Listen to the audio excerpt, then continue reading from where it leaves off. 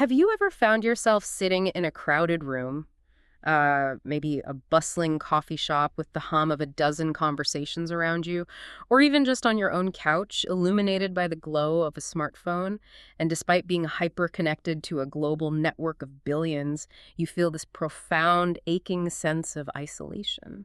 Yeah, that really is the modern condition, isn't it? It really is. Or perhaps you look at the structure of your daily routine, and modern life feels simultaneously way too small and unfathomably too big. Right, like you're stretched in two completely impossible directions. Exactly. It feels too small because it's just you and maybe your immediate family carrying the financial, emotional, and logistical weight of the entire world on your shoulders. Yet at the exact same time, it feels too big because the broader society you supposedly belong to is just this massive, faceless digital crowd where your individual identity basically dissolves into a demographic or, a predictive algorithm. Just a data point on a server somewhere. Right. And if you are nodding your head as you listen to this, you are very much not alone. It really is the defining paradox of our current era. I mean, we have spent the last century building a world of infinite, frictionless connection. And the reward for all that technological progress seems to be an epidemic of absolute crushing loneliness. Yeah, a total epidemic. We are caught between two extreme poles of existence, and the underlying psychological architecture of the human animal is simply buckling under the strain. Hmm. We weren't built for this. Which brings us to the core mission of today's deep dive.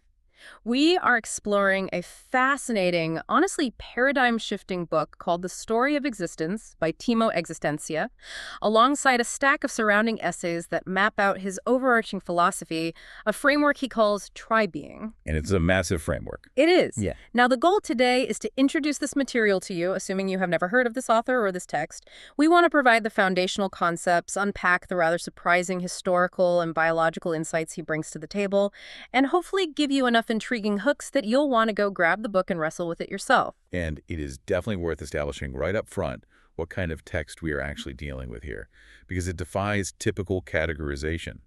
The Story of Existence is not a dry, academic sociology textbook. Far from it. Yeah, it doesn't read like a standard nonfiction treatise at all. It is intentionally written as a poetic, almost spiritual guidebook. It's dense, it's lyrical, and it's meant to be digested slowly, perhaps just a page or two a day, and then applied to the friction of daily life. Like a devotional, almost. Precisely. And the essays we are looking at alongside it serve as a bridge, detailing how these deeply philosophical, sometimes abstract ideas apply directly to our very real, immediate modern crises. We're talking about the rapid advancement of artificial intelligence, the sociological breakdown of the nuclear family, and the rather chaotic cultural landscape left behind by the death of postmodernism. Okay, let's unpack this. Because to fully grasp the solution this framework offers, we first need to understand how it diagnoses the disease. And the diagnosis is sharp. It's very sharp. The author argues that the modern world is failing us because we are trapped in a binary choice between two dysfunctional extremes, what he calls tribe too small and tribe too big. And he starts with tribe too small, which he identifies as the modern nuclear family. Which is going to ruffle some feathers. Oh, absolutely. I have to admit, reading this section was a bit jarring. He makes the incredibly provocative argument that the nuclear family, the suburban ideal of two parents and their children living in an independent household, is not the bedrock of human civilization at all, but rather a bizarre historical anomaly. It is a striking critique, and it fundamentally challenges the mythology most of us grew up with. Existentia describes the nuclear family as a fragile suburban shrine. The suburban shrine. And his historical argument is that the structure was essentially birthed by the Industrial Revolution, not by human nature. Yeah. If you look back to agrarian societies or early human settlements, the economic and social unit was a multi-generational, interconnected web of extended family and neighbors. Everyone lived on top of each other, for better or worse. Right. But with the rise of industrialization, the economic demands shifted. Factories didn't need sprawling villages. They needed a highly mobile workforce and eventually a reliable base of isolated consumers. Because isolated people buy more stuff. Exactly. If you have 10 families in a village, they might share one lawnmower. If you put them in 10 separate suburban houses, they have to buy 10 lawnmowers. So society systematically shrank the human community down to a portable, self-contained unit, a couple, and their offspring. The text argues that this artificial constriction places an absolutely impossible burden on way too few shoulders. But wait, the nuclear family is largely championed across the political spectrum as the ultimate symbol of stability. Isn't he risking a lot by calling it an anomaly? How does he justify dismantling the one safety net most people feel they have left? He justifies it by pointing to the sheer exhaustion of the modern individual. Think about the expectations placed on a two-adult household today. Within that tiny sealed box, those two people must be everything to each other and to their children. They really do. They have to be the sole financial providers, the physical protectors, the primary educators, the spiritual guides, the emotional therapists, and the romantic ideals. It's just too much for two people. It's completely unsustainable. If one of them falters, if one gets sick, loses a job, or simply burns out, the entire structure is at risk of total collapse because there are no load-bearing walls around them. There is no wider community to absorb the shock. That tracks so perfectly with the specific crises he outlines for both men and women in this system. For men, he notes that the modern script dictates they must conquer alone. They're supposed to be the stoic providers, competing in the marketplace, standing apart from others. The lone wolf myth. Right, the lone wolf. But because they are severed from a broader cooperative community, male friendship often becomes superficial or even viewed with a bizarre cultural suspicion. The result is a massive, unspoken spiritual void among modern men who have colleagues and acquaintances, but no actual brothers in arms. And the critique regarding the female experience is equally sharp, framing it not just as a gender issue, but as a structural failure. Yeah, explain that part, because I thought his framing was really unique. Well, the sources argue that women have historically been confined within this isolated structure, expected to endlessly shoulder the primary burden of care and emotional labor in a total vacuum. Before industrialization, child-rearing and homemaking were communal activities, shared among aunts, grandmothers, siblings, and neighbors. It literally took a village. It did. But in the modern suburban model, the wider net is gone. The work of love, when carried entirely alone, easily mutates into confinement. The natural result is total exhaustion and rising rates of depression. And the guilt that comes with that depression. Oh, massive guilt. And the tragedy, as the author points out, is that when the burden finally breaks them, individuals are blamed for their own personal weakness, rather than society recognizing that the structure itself is fundamentally inhumane.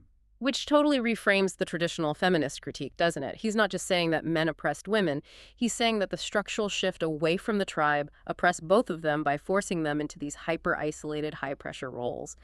Exactly. I actually found a quote that perfectly encapsulates this. He writes, "The tribe knows humans are plural. The nuclear family does not." That is such a powerful line. It really is. He argues that in a natural, larger community, roles can emerge organically based on temperament rather than strict gender binaries. A man who loves children but doesn't have the desire to be a traditional, authoritarian patriarch could be an incredible uncle or a community mentor. A woman who has a drive to lead or to operate in the marketplace can step forward without apologizing for not fitting the narrow homemaker mold. Because the broader tribe has room for all those variations. Exactly. The nuclear family simply doesn't have the bandwidth. It needs one person to do A and the other person to do B. And this brings us to the evolutionary biology underlying his entire argument, which is really crucial for understanding why we feel so stressed in these small units. Yeah. Humans simply did not evolve to live in these tiny, isolated pods. Our hardware is outdated. Completely. Our psychological and neurological architecture is built around something called Dunbar's number. This is a concept developed by British anthropologist Robin Dunbar, who found a correlation between primate brain size, specifically the neocortex, and average social group size. And for humans, what is that number? For humans, that cognitive limit, the number of people with whom we can maintain stable, meaningful social relationships where we know who each person is and how they relate to everyone else, is roughly 150. So for 99.9% of human history, as we were evolving on the savannah, we lived in these bands or tribes of about 150 people. Precisely. That number is the human animal's natural habitat. A group of 150 is large enough to provide profound resilience. If hunters fail, gatherers succeed. If parents die, the clan raises the child. But it's small enough that you still know everyone's name. Right. It's small enough that you still have real face-to-face intimacy. There is accountability. You cannot hide. But you are also deeply known. When you rip the human primate out of a group of 150 and shrink their world down to just 3 or 4 people in a suburban house, You are essentially starving them of their natural neurological environment. Wow. It is like taking a migratory bird and putting it in a cage. Of course it becomes neurotic. That beautifully and tragically explains the tribe too small. But the book notes that human beings are incredibly resilient, or at least desperate.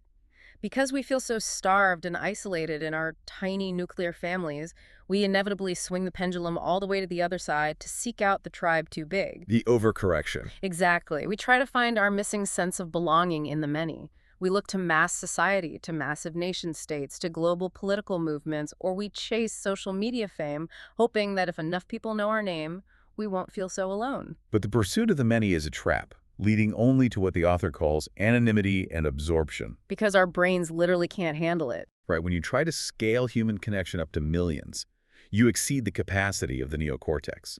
You surpass Dunbar's number by orders of magnitude. In a tribe too big, faces turn into abstract numbers, and actual human connections are reduced to mere engagement metrics. Likes, shares, retweets. It's a synthetic community. Very synthetic. Fame, or even just participation in a massive digital crowd, promises the warmth of community, but it delivers only the coldness of anonymity. You are craving an intimacy that a crowd of millions is fundamentally incapable of giving you. So instead of being supported, your individual identity dissolves. It is a complete illusion of unity. Now, before we go further, we need to make a quick note for you, the listener. In exploring how mass society fails to provide meaning, the sources dive heavily into critiques of U.S. democratic politics, as well as the broad philosophical movements of modernism and postmodernism. And we should be clear about our approach here. Yes, absolutely. As we navigate this, we are exploring this framework impartially. We are not taking sides or endorsing any specific political ideology, left or right. Our goal is simply to relay how the author diagnoses the fraying of the social fabric and why he believes our current overarching systems are leaving people so alienated. That's an important distinction because his philosophical diagnosis here is quite profound and sweeps across the entire political spectrum. He argues that the grand narratives of the 20th and 21st centuries, specifically modernism and postmodernism, both failed us for the exact same underlying reason. Which is? They both tried to scale human meaning far beyond what a single human soul can actually carry. Let's break that down for a second, because those terms get thrown around a lot in academic circles, but what do they actually mean in the context of this book? How does he define that failure? Well, modernism was the era of grand overarching narratives. It was the belief that through science, reason, and universal political systems, we could define a single objective truth and a single optimal way of living for all of humanity. So trying to build a global utopia. Exactly. But imposing one truth on billions of people requires coercion, and it ignores the localized, messy realities of human existence. Postmodernism, which followed, was the cultural rebellion against that. It deconstructed everything. It tore it all down. Right? It looked at the grand narratives of modernism and said, those are just power structures designed to oppress. Postmodernism taught us to question everything, to see that truth is subjective, and it pretended that objective meaning couldn't be defined at all. But in tearing down the old structures, it left us with nothing to build upon. It left us nowhere to stand. There's a really powerful line from one of the supplementary essays that stuck with me. He writes, "Postmodernism is dead, but modernism cannot return." That's the trap we are in right now. Yeah. The author acknowledges that postmodernism was necessary, in a way. It exposed the myth of endless utopian progress and forced us to look at the marginalized people that modernism steamrolled over. But you cannot live inside a deconstruction. No, you can't. A hammer is great for tearing down a rotten house, but you can't live inside a hammer. Humans, fundamentally, are meaning-making creatures. We want to plant a flag somewhere. We desperately need a shared story to make sense of our suffering and our joys. Taking that a step further, Existentia is offering what he views as a necessary third way out of this philosophical dead end. He is saying, yes, you must declare your values, you must have a shared story, but you should only attempt to establish that for your human scale tribe. Keep it local. Keep it to Dunbar's number. Exactly. Stop trying to force your specific moral ideals on billions of strangers across the globe through massive political apparatuses. The text warns that ideals without love inevitably become tyranny, but love without shared ideals becomes mere incoherence. He's passionately arguing for a return to the human scale, limiting our scope of moral architecture to the people we can actually look in the eye. Which naturally leads us to a really fascinating part of this deep dive, the man behind the philosophy. How did the story of existence even come to be? Who is Timo Existencia? And how did he arrive at this hyper-focused tribal worldview? His personal background is really what gives this project its teeth. It really does. According to the sources, he was once deeply entrenched in the intricate, high-stakes currents of democratic politics in the United States. He was in the belly of the beast of the tribe too big. He looked around at this soulless modernity, this void of meaning masquerading as progress, and he basically pulled the ripcord. He left it all behind. The biographical notes in the essays are quite striking. He didn't just change careers. He underwent a radical simplification of his entire existence. He pared his life down to what could fit in a single suitcase and relocated to a remote cabin in the volcanic highlands of Antigua, Guatemala. Just picture that setting for a second. The highlands of Guatemala, surrounded by active volcanoes. He specifically mentions living and writing in what he calls the City of Fallen Churches. The aesthetics of that are just incredible. They are. This is an area where actual physical ruins from massive earthquakes are simply a part of the landscape. They are constantly whispering to the inhabitants about impermanence, about the hubris of trying to build forever, but also about the deep, stubborn resilience of the people who remain.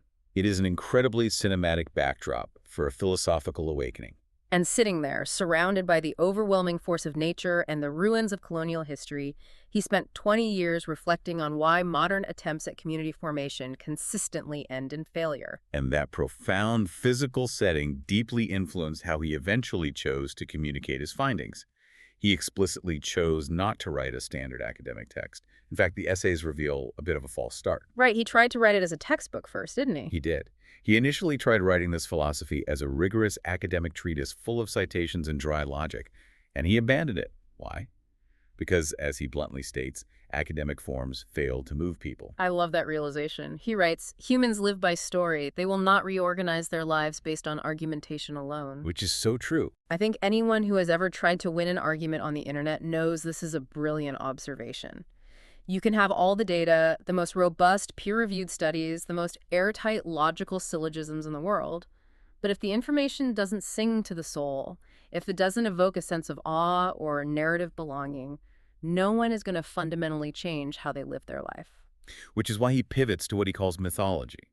And he's not using the word myth to mean a lie.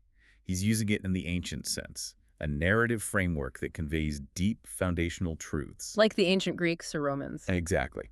He draws direct inspiration from the ancient Roman philosopher Lucretius, who famously wrote his epic work On the Nature of Things as a poem.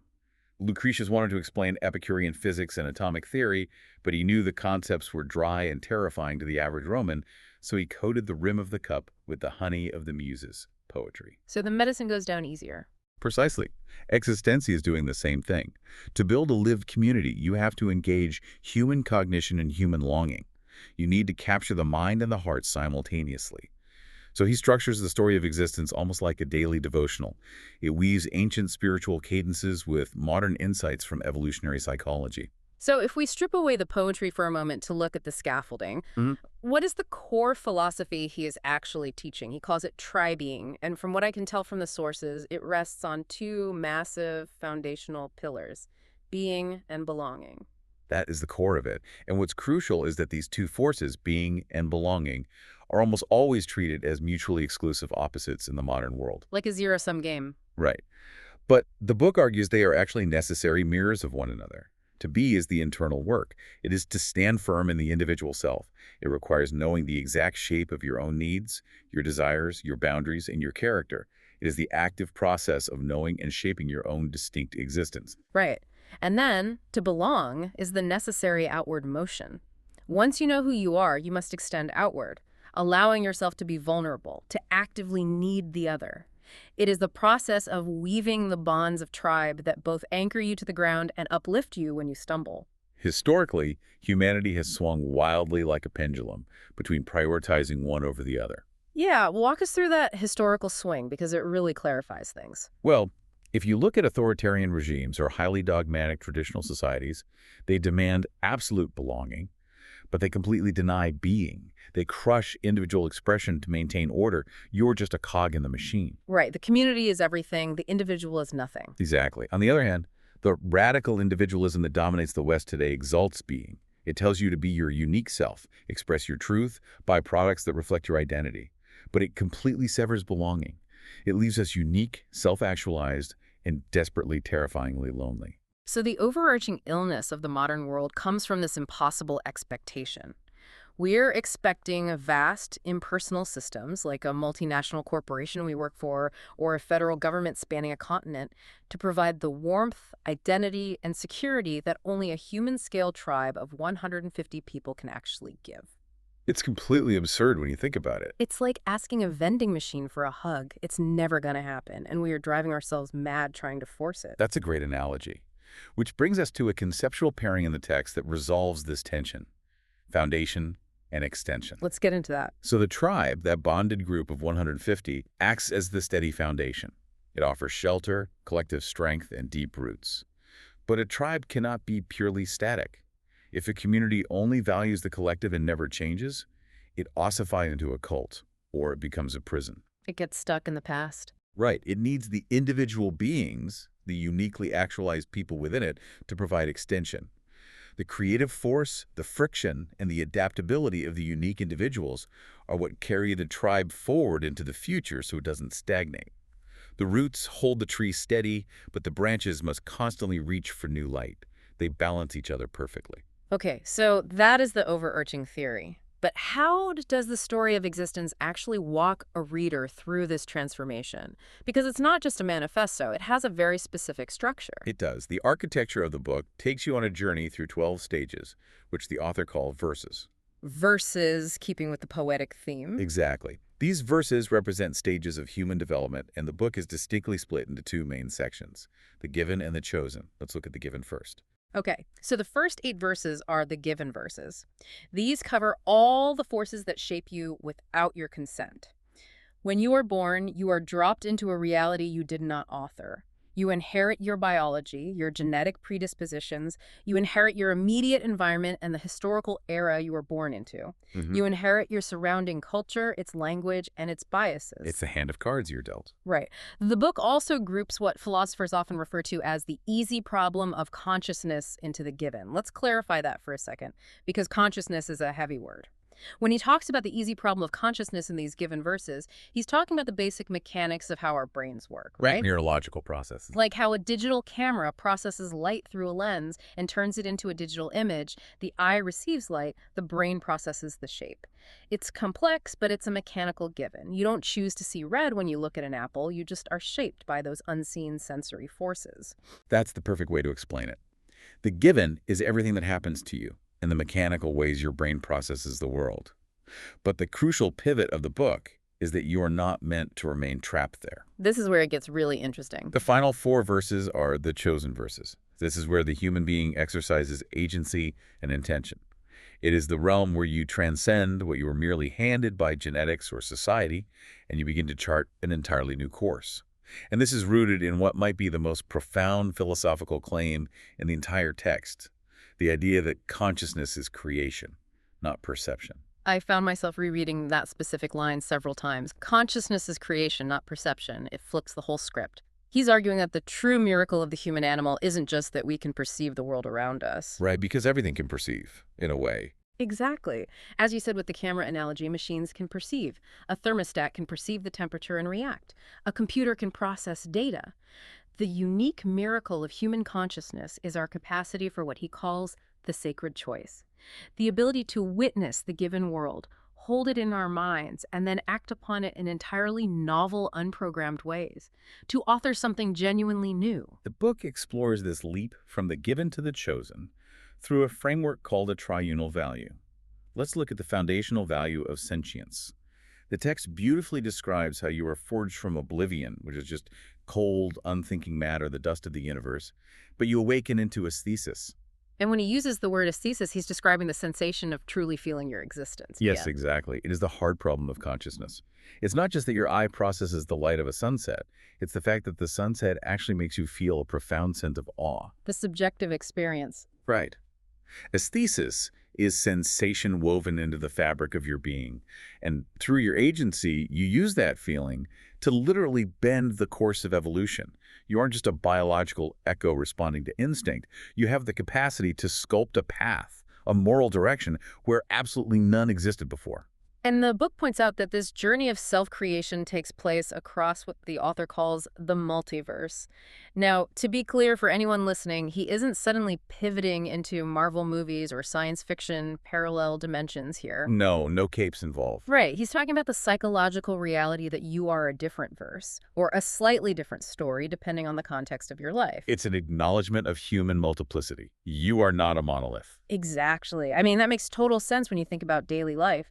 The me that shows up to a chaotic family Thanksgiving dinner, regressing into old childhood dynamics, is a completely different verse than the highly capable professional me leading a Zoom meeting on a Tuesday morning. Very different vibes. And that me is different from the vulnerable person sitting with a spouse late at night. The book says we dwell within many verses. Each one is a facet of our identity, but none of them alone is the whole picture. Together, they form the mosaic of the complete self.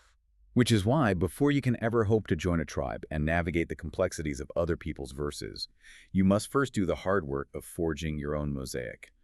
This individual foundational work is what the book terms the medverse. This is the highly practical, self-development portion of the text. I'd love to spend some time in the metaverse because this is where the poetic philosophy hits the pavement and offers actual guidance for daily life. The structure he uses here, these triunal values, is fascinating to map out. It's a very elegant system. He posits that an element of human nature emerges into a value, but only when it is successfully balanced between two dangerous extremes. It feels very reminiscent of Aristotle's concept of the golden mean, the idea that virtue is the midpoint between a deficiency and an excess. Let's walk the listener through a few of these specific values to give them a real taste of the wisdom inside the book. Let's start with a big one, the triunal value of freedom. In this framework, freedom is not just doing whatever you want. True freedom emerges only from the tension between two opposing actions. Lose yourself and create yourself. So what does it mean to lose yourself? To lose yourself is the deficiency. It is to drift. It is letting the currents of inaction, distraction, and your given environment slowly erode who you are. It's scrolling for 6 hours on your phone, passively letting algorithms dictate your mood. Just floating down the river. Right. But the other side of the spectrum is create yourself. Freedom, in Existence's view, isn't just taking the chains off. It's the incredibly hard, deliberate work of forging the self through will. It is an active expression of agency. The book states, to choose thyself is not to abandon, but to forge, to shape the self you wish to be. Freedom is the hammer striking the anvil. Man, that's heavy. Another deeply relevant one for the modern age is authenticity. Everyone talks about being authentic, but the book defines it as the precarious balance between self-containment and self-expression. Self-containment is the act of guarding your core against external demands. It's having boundaries. It's holding yourself steady when the world demands you conform. But if you lean entirely into self-containment, you become a fortress. Yeah. You become closed off and unknowable. Exactly. You have to balance that containment with self-expression, which is the courage to introduce your true essence to the world. But, and I found this warning in the text particularly sharp for the social media age, if your expression is unbound and constant, you risk diluting yourself. The oversharer. Yes, if you are constantly performing your identity for an audience, you become scattered. Authenticity is the tension, holding your identity close enough to protect it while still letting its light shine outward to warm others. Moving slightly outward from the internal self, we find the value of stewardship, which governs our relationship to the environment. This is the balance of exhaust versus enhance. It is a critique of unchecked consumption. Which we see everywhere. Everywhere. Exhaustion depletes the very foundation upon which all our futures rest, whether that is exhausting the planet's resources or exhausting your own physical body through overwork. But the opposite, enhancement, offers renewal. The actualized human must carefully navigate the space between using the resources necessary to survive and actively cultivating and replenishing those resources for tomorrow. And then there is empathy, which governs relationship. This specific triunal value really struck me. It defines empathy as the balance between reciprocity and attunement. Now, reciprocity is fairly easy to understand. It's transactional. It's the give and take of daily life. I do you a favor, you do me a favor. It's fair, and it's necessary for basic society, but it is ultimately superficial. It is the baseline. But attunement is a much higher law. Attunement is listening beyond the spoken words. It is paying attention to the micro-expressions, the silences, the underlying emotional currents. Feeling what they feel. True empathy is the thread that binds people together, bringing a profound understanding of the other. You see the other person as both a mirror reflecting your own shared humanity and simultaneously as a profound sovereign mystery that you can never fully possess. So you do all this difficult internal work. You read the daily pages, you forge your freedom, you balance your authenticity, you practice attunement, you build a strong me-verse. But the book draws a very hard line here, stating clearly, to be is only half the work. It doesn't let you off the hook. Not at all. The isolation of the modern wellness industry often tries to tell us that personal self-actualization is the ultimate finish line. Get your morning routine right, do your meditation, and you win. Existencia says no. If you stop there, you are just a perfectly polished stone sitting alone in an empty room. We must transition to the Weavers. The Weavers explores the actual mechanics of tribe. And here we need to be incredibly precise about what a tribe actually is within this framework, because the word has been hijacked by marketers in internet subcultures. Oh, totally. Buy my online course and join my tribe. Exactly. A tribe, in the TriBeing philosophy, is not a loose group of friends you get drinks with twice a year. It is not an online chat room, a subreddit, or a social media following. No, it is a geographically or economically bonded, highly committed group of roughly 150 people, and they are bound together not just by proximity, but by a commitment to three very specific pillars: a shared story, shared values, and shared rituals. Committing to a Weverse requires a massive, uncomfortable shift in how modern people view relationships, and it starts with what he calls tribal trust. The book outlines trust through two specific values: honesty and fidelity. Let's look at honesty first. Okay. It is defined as the balance between secrecy and transparency. In the given modern world, we are heavily conditioned to wear masks, to curate our image, and to conceal our flaws. Belonging, however, demands transparency. You cannot be loved if you are not known. But there's a limit to that, right? Yes. The book offers a vital caveat. Total, unfiltered transparency without boundaries is actually destructive. It risks exposing too much, too soon, overwhelming the listener and unraveling the very trust it seeks to build. Honesty must be measured, intentional, and earned. And then there is fidelity. This is a tough one for the modern ear. Radical individualism scorns fidelity. We are taught to keep our options open, to view any binding commitment to a person or a place as a cage that limits our freedom. FOMO, the fear of missing out. Right. Okay. But the book argues that fidelity is actually the steady hand of commitment that makes deep peace possible. It is the balance between exclusivity, creating a sacred, protected space reserved only for those who truly share your purpose, and expansivity, which is the willingness to invite new connections and new blood so the tribe doesn't become a closed, paranoid cult. What truly weaves all these individuals together, though, is the concept of tribal communion, rituals and rites. This is where the mythological framing of the book becomes deeply practical. In the modern world, the concept of culture has been completely hollowed out. We've stripped it down to fit market demands. Culture is just content now. Exactly. For most of us, culture is just the media we consume or the brands we buy. But in a functioning tribe, culture is not consumption. It was the literal toolkit of survival. He places a huge emphasis on rites, like an initiation or an oath. Why are those so vital? Because they take abstract, invisible values and transform them into tangible, physical actions. Think about it. An oath isn't just words. It is a fire that tests the resolve of a commitment. You're putting something on the line. When you stand in front of your community and swear an oath, you are altering your psychological reality. And the daily rituals serve to continuously dissolve the illusion of isolation. When you practice a ritual alone, it aligns your internal self.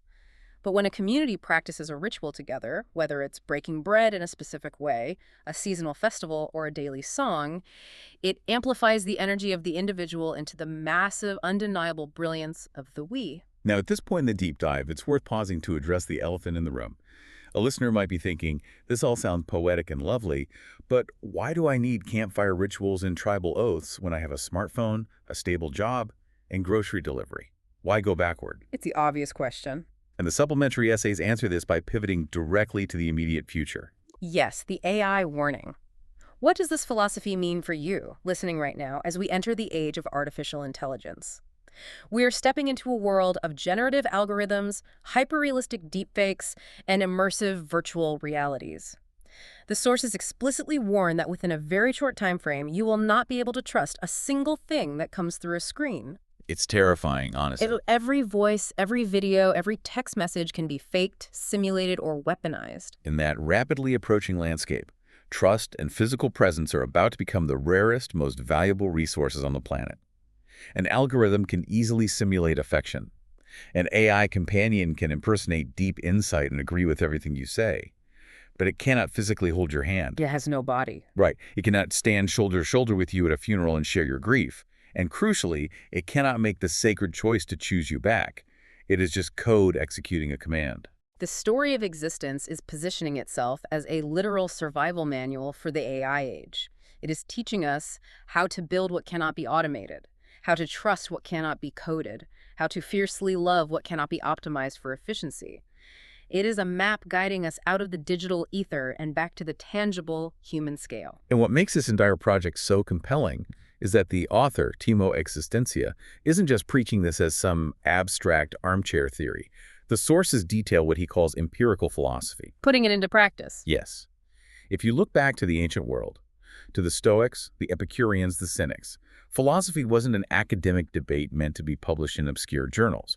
It was a rigorous preparation for living well. It was meant to be tested by the friction of real life, and it was expected to evolve through actual use. Exactly. I mean, taking that to its logical conclusion, the experimental philosophy section of the sources outlines an actual mathematical vision of a modern tribe. He doesn't just say, go find community.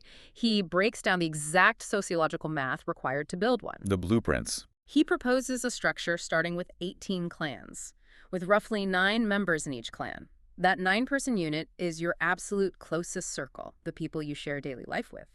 Then, 6 of those clans come together to form a band of about 50 people, and 3 of those bands make up the complete Dunbar-compliant tribe of 150 people. But he goes even further than just organizing social calendars. He insists on a shared economic foundation. A modern tribe cannot just be a weekend hobby. It must be able to sustain itself, much like ancient tribes gathered and hunted together to survive the winter. So they aren't reliant on the tribe too big. Precisely. He envisions these bands sustaining themselves through shared business enterprises across physical bases. Wealth, labor, and resources must circulate within the tribe to create actual independence from the massive impersonal systems we discussed earlier. And he is putting his own life on the line to prove it. He is actively building Tribu Existencia right now. He is out there among the fallen churches and volcanoes of Guatemala, actively seeking the 150 individuals willing to physically relocate and live these principles. It is a living, breathing, high-stakes experiment in human flourishing. It is a profound recognition that humans are not blank slates that can be endlessly reprogrammed by technology or corporate HR departments. We are animals shaped by millions of years of biology and environmental adaptation. Any philosophy or any society that ignores our deep evolutionary need for small-scale, deeply bonded community invites its own disintegration. The philosophy of TriBeing honors the strict biological reality of Dunbar's number, but it elevates it. It says we don't just have to group together by genetic accident. We can use our agency, our sacred choice, to bind ourselves together through shared, chosen values. So, as we bring this deep dive to a close, let's summarize the core pitch of the story of existence. The author is very clear that this book is not a rigid, dogmatic rulebook meant to boss you around. It calls itself a looking glass. It is a profound, poetic invitation for you to stop treading water in the massive, impersonal sea of modern mass society. It asks you to boldly reject the shiny, comfortable, but ultimately hollow isolation of radical individualism. Which is easier said than done. It is. But instead, it challenges you to deliberately, painstakingly choose to forge your own being and then step out into the world to actively build your belonging. If you are exhausted by living in systems and digital communities that cannot actually see you, and if you are tired of modern philosophies that are far too abstract to hold you up when the tragedies of life inevitably strike, this book offers an alternative. It provides a beautiful, intellectually rigorous, and highly practical map to returning to a human-scale life. It manages to successfully blend hard evolutionary reason with deep, resonant mythological meaning. It truly is an incredible, challenging read. If anything we unpacked today sparked something in you, if you felt a sense of recognition when we talked about the exhaustion of the nuclear family or the anonymity of the crowd, you absolutely need to pick up the story of existence and experience the poetry of it for yourself. But before we sign off, we want to leave you with a final thought to mull over as you go about the rest of your day. I want you to think about the roughly 150 people you interact with most in a given year. Just picture their faces. Now imagine if just 9 of those people, one single clan's worth, decided to commit entirely to a shared story and shared values with you. What exactly would that shared story be? And what specific physical ritual could you create tomorrow to start making it real?